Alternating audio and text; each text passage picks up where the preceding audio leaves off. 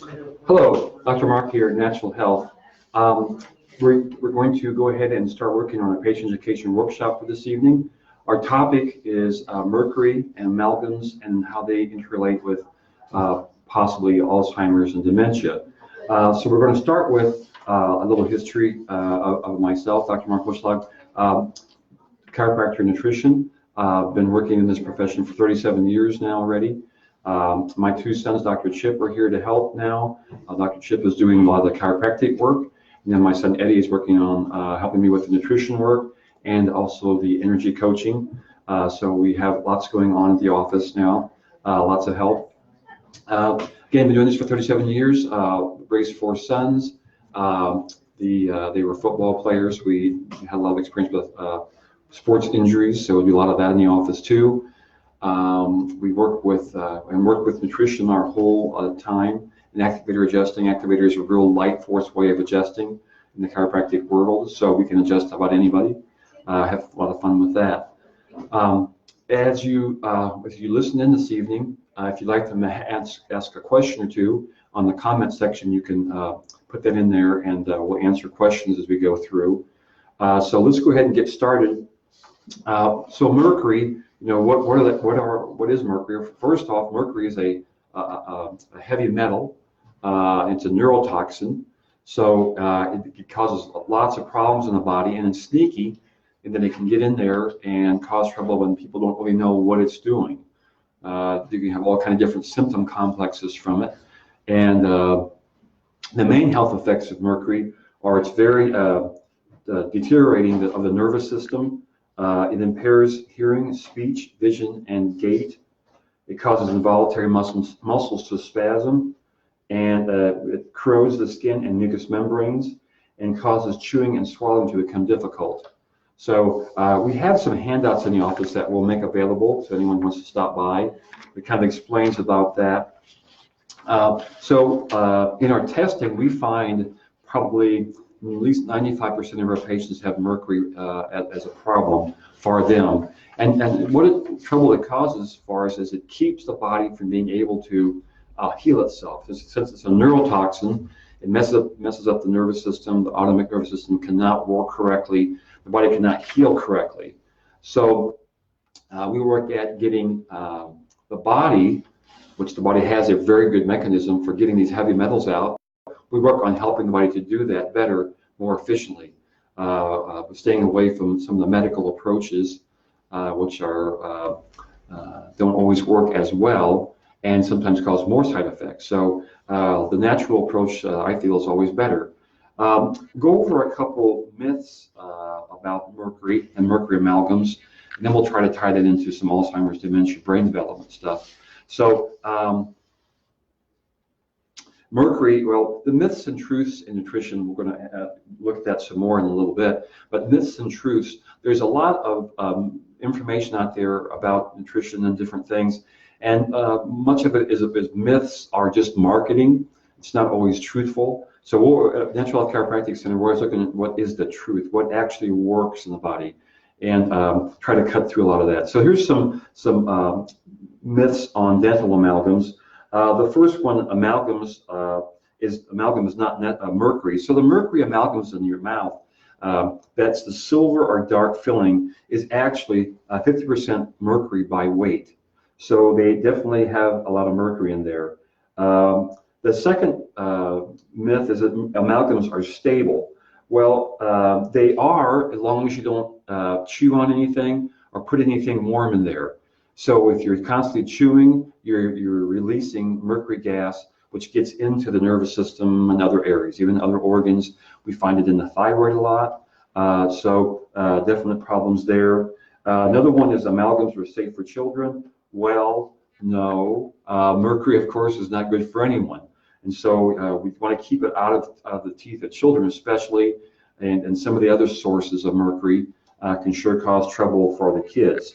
So we work with a lot of kids to help remove this neurotoxin and other poisons and toxins that get in there too.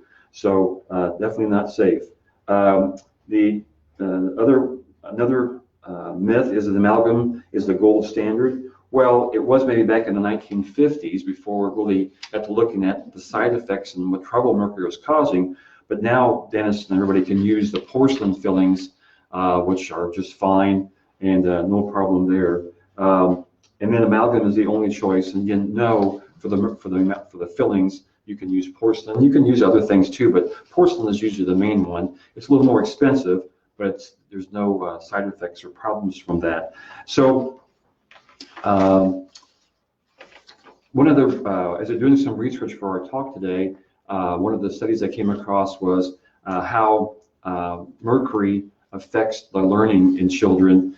And so it affects, again, as a neurotoxin gets into the brain. Well, the same thing works for adults. It works for everyone. So if the mercury is in the amalgams or whatever other source there's other sources for mercury, gets into the brain and nervous tissue, well, that can be at least a part of the reason for dementia and Alzheimer's. So we kind of focus on dementia and Alzheimer's this month here at the office. And so mercury is a part of that. Lots of other reasons too. Mercury's also been pointed to towards autism there. And again, it may not be the only factor in autism.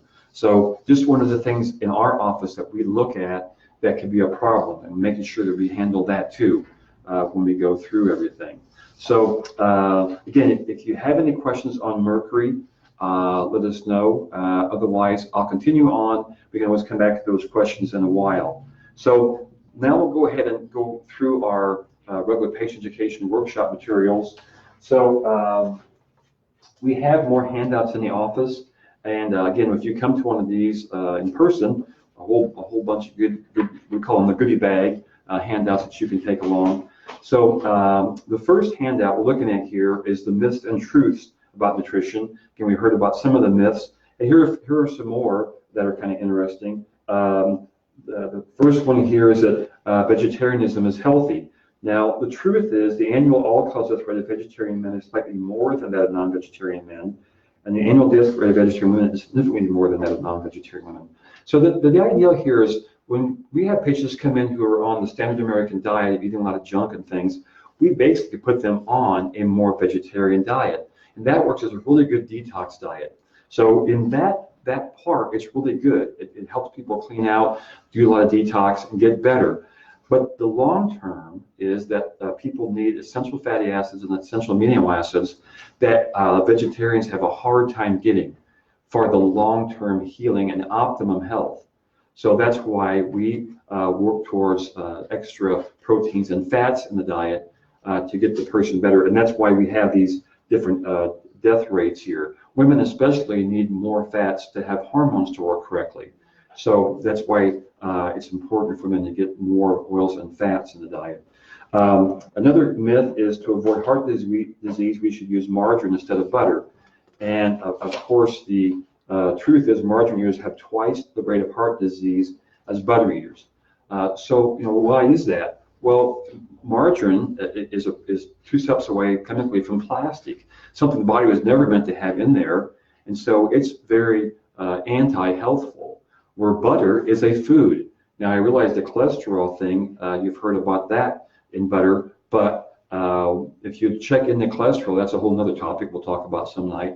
But cholesterol is not the problem, it's sugar. Sugar is what's inflammatory in the body. The body makes the cholesterol to help handle the inflammation due to the sugar and high spiking insulin rates. So that's why these death rates come out this way again. Another one is that beef causes colon cancer as a myth.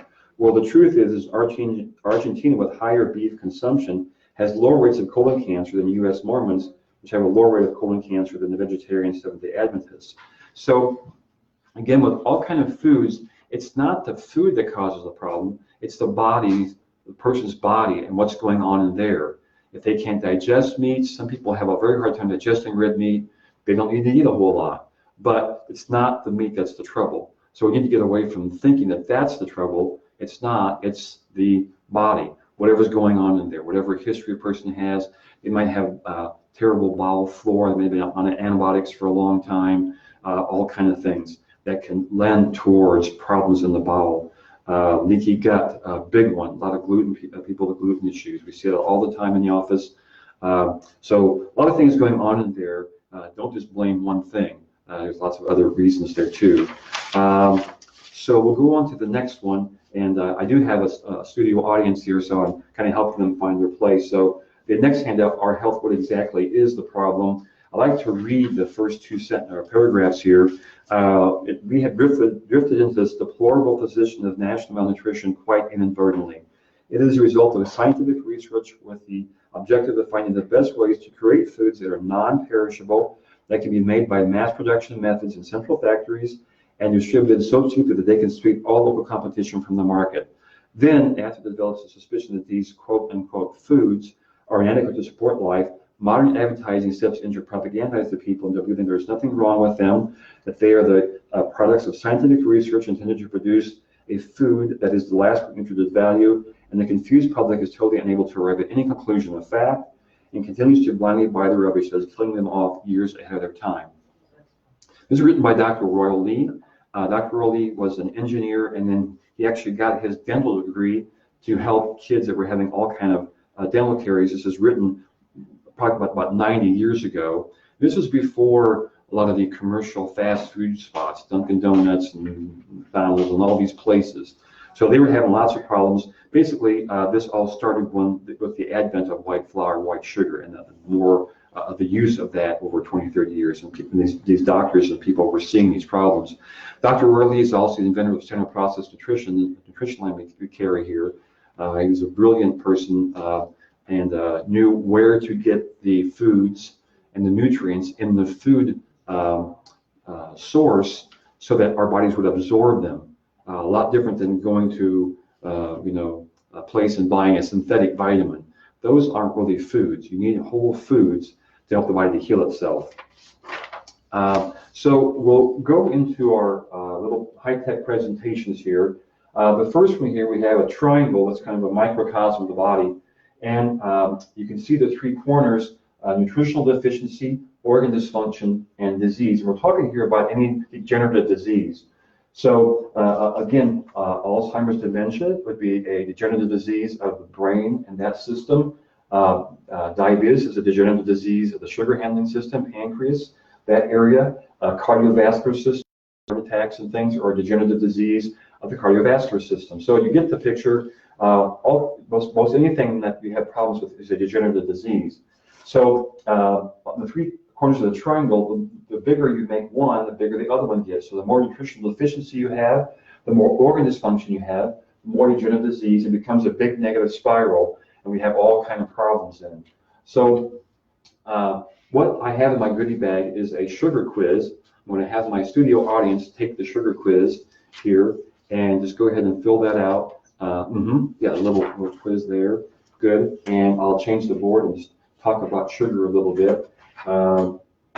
So if I take that off and put sugar on the top here, and we're talking about refined sugar here, of course, but it works the same. The more sugar, more nutritional deficiency, more organ dysfunction, and again, that big negative spiral we're trying to avoid.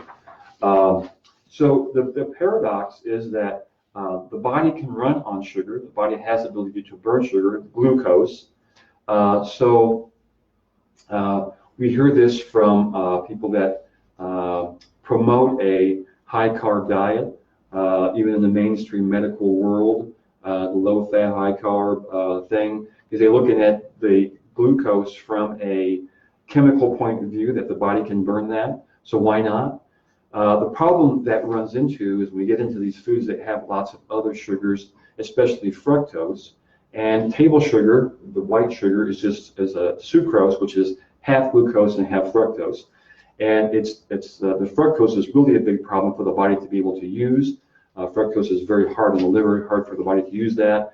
And then when you get lots of it, you get a big insulin release. And when that insulin stays high, insulin is very inflammatory in the blood vessels, and that's what drives a lot of the cardiovascular problems. The body uses the cholesterol to help this irritation, but it causes trouble of its own, but it's not the cause. So it's important to realize that sugar is the problem here. How is your quiz going? Got that good. So if you look at the bottom of the page, the quiz results are there. So if you answered false to more than 4 of the statements, chances you are probably sugar sensitive. You're probably allergic to sugar and also addicted to it, the same way an alcoholic is addicted to alcohol, and the same way a cocaine addict is addicted to cocaine. It's the same endorphin release that causes this addiction. You crave sugar, have withdrawal symptoms when you don't get it, and probably feel better for a short time after you've eaten it. In eating sugar to feel better, you would actually making the condition worse. Again, because white sugar has no minerals. It's taken out of food context. And so there's no minerals, no fiber, no anything with it. And so the more of that you eat, the more you're pulling the body down, the more you're draining the body's reserves. And that allows bugs and pathogens and all kinds of disease processes to start. If you answered false to 4 statements or fewer, it doesn't mean you don't have a problem with sugar. You might not be addicted to it, but perhaps you don't quite realize just how much sugar you're eating. So when we get into our little information on sugar here in a bit, the different names for sugar, a lot of people are getting a ton more sugar than they think, because it just on the labels of packages, it doesn't just always say sugar. There's 61 other different names for sugar. So so then when we go to the next page, it has the 146 reasons why sugar is ruining your health. This is by Dr. Nancy Appleton, PhD. But basically it just lists all the degenerative diseases and how sugar is a big part of that. Sugar's many disguises. Again, this is our little handout on the different names for sugar. There's 61 and counting. So for instance, one of the first ones on this list is agave nectar. It sounds like something from the gods or whatever. It's so great. Well, it's just sugar. It's taken out of food context, so it's sugar. High fructose corn syrup, a big problem. The fructose is even worse than sugars in general. But dextrose and dextrin, glucose, honey, lactose, maltose, palm sugar, raw sugar, all these things are sugar, all taken out of sugar, out of food context. And again, we just get too much of it, and it sure causes problems. So, good. The 3 tastes. This is a little handout that talks about the body has a taste for sugar, salt, and fats. So the manufacturers know how to use that against us. So if you go to the store to buy something that's low fat, well, it tastes terrible, so it's a lot higher in sugar and salt. Or if you find something that's got low salt, then it's going to be higher in sugar. So just something to be aware of. The body has a taste for this because of famine, and the body knows that it needs those things to survive a famine. That's, again, to survive, not optimum, but to survive. So there's better ways to living than on sugar, salt, and fats for optimum health. And then a video that we try to get patients to watch on YouTube. It's a 60 Minutes article. It's called "Is Sugar Toxic?" And it goes into some explanations from other medical disciplines on why sugar is a problem. And Dr. Robert Lustig, who is the interviewer or interviewee on this video, has a great YouTube channel that explains more about sugar in lots of detail. And so it's good to watch there. If I go to our next high-tech presentation board, the question is, how do we fix this? How do we help the body then to heal itself from all this degenerative disease? So the answer is through a technique that we use called nutrition response testing. So nutrition response testing, and I will quote the president of the company, Dr. Fred Hewlin, that his definition is nutrition response testing is a non-invasive system of analyzing the body in order to determine the underlying causes of ill health.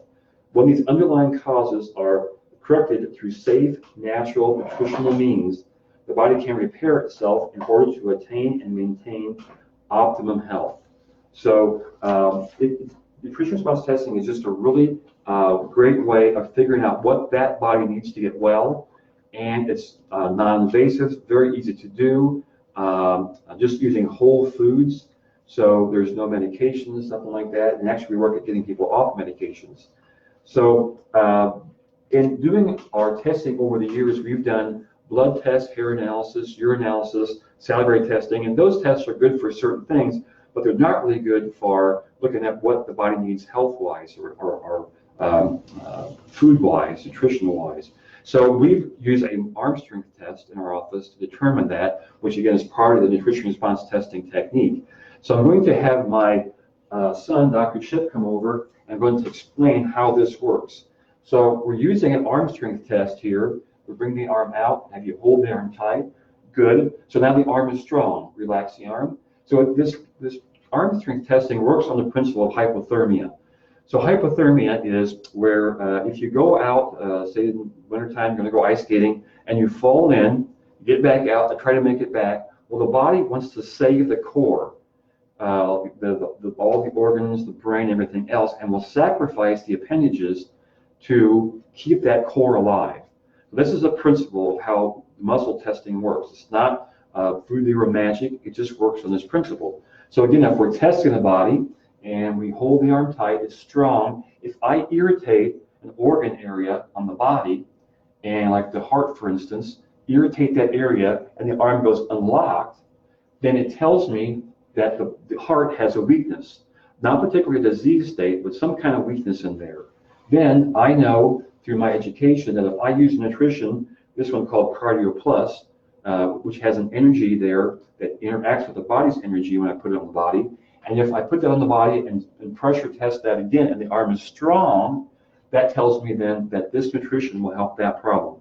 A very simple, easy way of figuring out what does that body need, rather than here, try this, try that, let's see if that works, those kind of things. This just always works very well. We have very good luck, or very good success with all of our people that stay with the program that we put them on. Thanks a lot. Yeah, good job. No problem. Thank you. Okay, good. So the next handout we have is what patients are saying, some testimonials from patients, actually some fun stories to read through. The next one is a nutrition response testing, a little more explanation of that. So again, if you come to one of these, or we can get these handouts to you to help understand this. And then as we're doing our nutrition response testing technique, we're getting a designed clinical nutrition approach for that patient. What that means is design means for that patient, it's very individual for that person. Clinical means that we don't care what it is as long as it works. So again, when we're using whole foods, that's what the body's meant to have for it to be well. So we can get a very good result clinically, and that's what we aim for. And then we're using a whole food nutrition, which again is just food. So there's no side effects. The worst thing that can happen for us is that nothing happens, but that never happens. We always get good results when people follow the program. And of course, we're having them watch their diet and things like that, working towards a lifestyle change. But again, very, very good response to most everyone that comes in if they follow the program. Good. So I'll go to the next board here. Again, if you have any questions, you can put that on the comments there. And if we don't get to it today, we'll look at it later, and then we can always answer questions back on the comment section below here. Again, when we're doing our work, we're looking at overall health. People come to our office with a symptom list that they have concerns about, and so we're watching those symptoms, but we know that if we get the person healthy, symptoms will go away all by themselves. Symptoms are the red light on the dashboard of your car flashing, going, something's wrong in here, you got to help me. Well, using a medication, for example, just like putting a black tape over that light, you know, that symptom looks gone, but the problems are still there.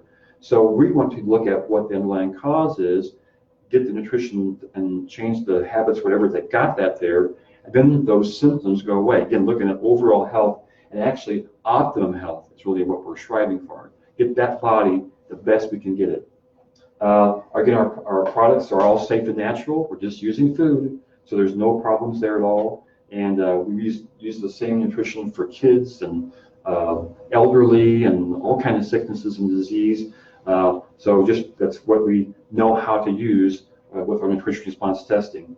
So a couple more handouts here.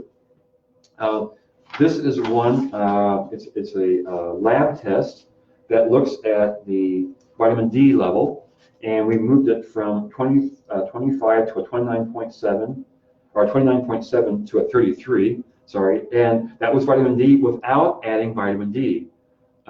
This is just getting the digestive system to work correctly. It's working on getting rid of the anti-nutrients like white sugar. We're giving the body oils and fats, good quality oils and fats. That's where vitamin D is in a whole food source, and giving the body the ability to absorb these things. The next one on the bottom here was the hemoglobin A1C. It was an 8.0. We got it down to a 6.6 at this time. Again, just by changing diet and lifestyle, no medication, just working with the patient there. If you come into one of these classes, we have a public education workshop screening form. If you fill that out for us, then we will give you an free initial exam. And what we're doing for the folks on Facebook and Instagram, if you come in and use the word green this week, that's green, G-R-E-E-N, then you will get the same offer. We'll do the initial exam for free. There's no cost to it.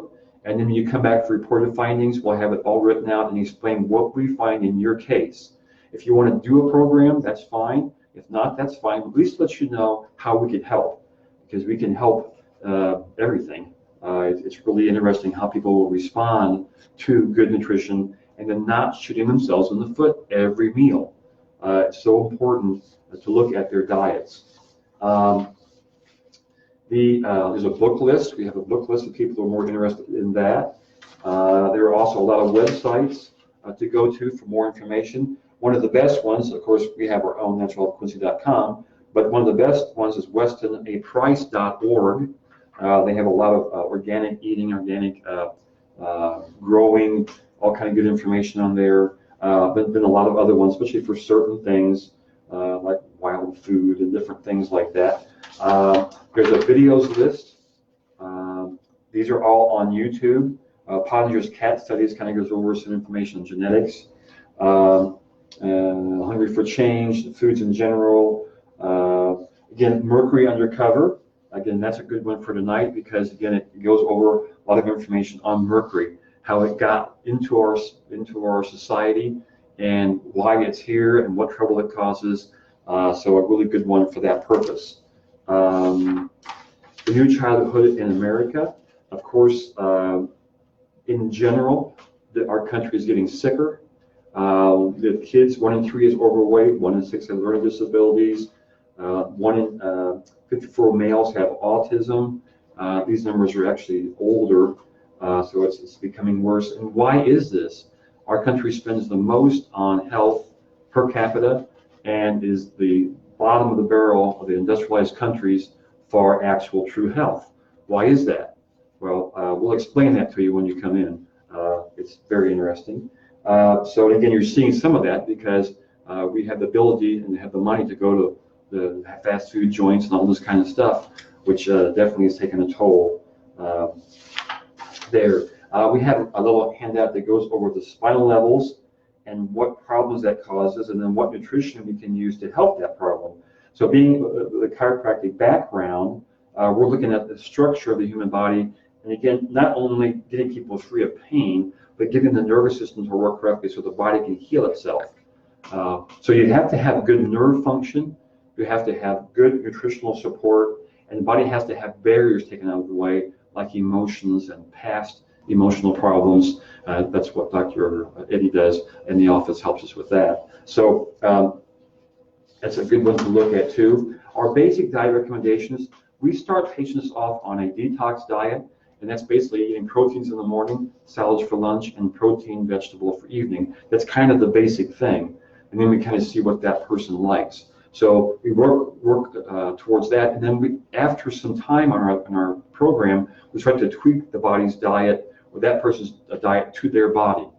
People need different things, so we have ways of working that out. So a couple of rules we have patients follow: stay away from refined flour and sugar. You probably figured that out by now. Those foods, again, taste great, but they're causing all these problems. And then we do work on some food combining, trying to keep your proteins and oils away from fats, away from starches and carbs in the same meal. It causes a lot of problems. Then there's the last sentence here. I like to read this one. It says, many of our eating habits have been trained into us for generations. For example, grandma was a good baker, mom was a great baker, so every Christmas we ate 10 pounds of fudge and somehow catch the flu in January and have a history of diabetes and heart disease in their family. So the idea there is we're told that a lot of the problems we have are genetic, and if our parents had it, we're going to get it, and grandparents had it. Well, the thing that we see is that's the science of genetics, but the science of epigenetics is what causes those genes to switch on and off. And that we know is diet and lifestyle. Diet and lifestyle is what causes these genes to turn on and off. So if you have a genetic preponderance towards certain things, certain families have that, like certain families have more heart disease, and certain families have more cancer, certain families have more diabetes. There's a genetic preponderance, but if you change diet and lifestyle to get things to work correctly, those genes can turn off. And so we don't have to worry about that. It's not a foregone conclusion. So just keep that in mind.